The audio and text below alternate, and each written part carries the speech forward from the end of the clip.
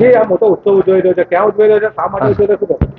હા, નડિયાદમાં ચરોતરના અને સમગ્ર મધ્ય ગુજરાતના શ્રદ્ધાના શિખર સમા યોગીરાજ અવધૂત શ્રી સંતરામ મહારાજનો 194મું સવાધી મહોત્સવ નડિયાદ સંતરામ મંદિર ખાતે ઉજવાઈ રહ્યો છે.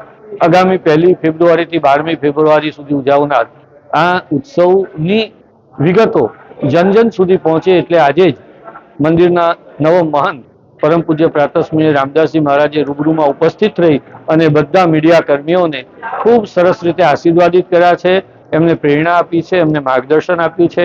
1 થી 9મી ફેબ્રુઆરી સુધી મોરારી બાપુની રામચરિત માનસની કથા રોજ સવારે 10 થી બપોરે 1 વાગ્યા સુધી છે. દરરોજ સાંજે 4:30 થી 6:30 5 દિવસ, વચલા 5 દિવસ 3 થી 7 તારીખ એ કથાકાર ત્રિવેણી છે, જેમાં ગુજરાતભરના કથાકારો આવી અને પોતાની કથાઓ વિશેની સુંદર વિગતો પ્રજાજનોને આપવાના છે.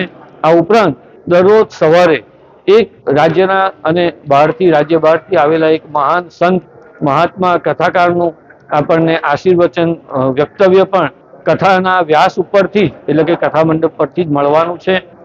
વિદેશથી હજારો ભક્તો સંતરામ ભક્તો આવી ચૂક્યા છે, એમની અલગ વ્યવસ્થા કરવામાં આવી છે.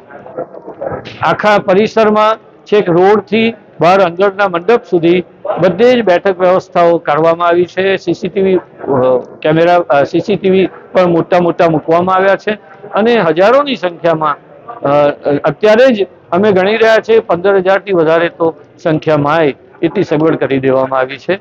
તો આવા વિવિધ ઉપક્રમોમાં આ કથાનો ઉત્સવ યોજાઈ રહ્યો છે. 12મી ફેબ્રુઆરીએ મહાપૂનમ છે, એ દિવસે સાકર વર્ષા અને દિવ્ય આરતીનો લાભ થશે. 1 ફેબ્રુઆરીએ ઉદઘાટનના દિવસે ગોવિંદગીરીજી મહારાજ અયોધ્યા મંદિરના ખજાનચી તેઓ ખુદ પધારી રહ્યા છે. મા કંકેશ્વરી દેવી પધારી રહ્યા છે, દેવપ્રસાદજી મહારાજ પધારી રહ્યા છે.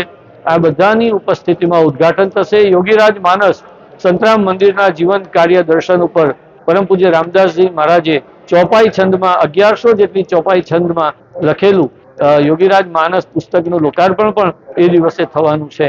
તો ચરોતરના સર્વ ભાવિક ભક્તો આ ઉત્સવમાં સંમિલિત થાય એવી હાર્દિક અપીલ અને પૂજ્ય મહારાજશ્રીની પ્રેરણા અને આશીર્વાદ આપણને સૌને મળ્યા છે એનો આનંદ છે.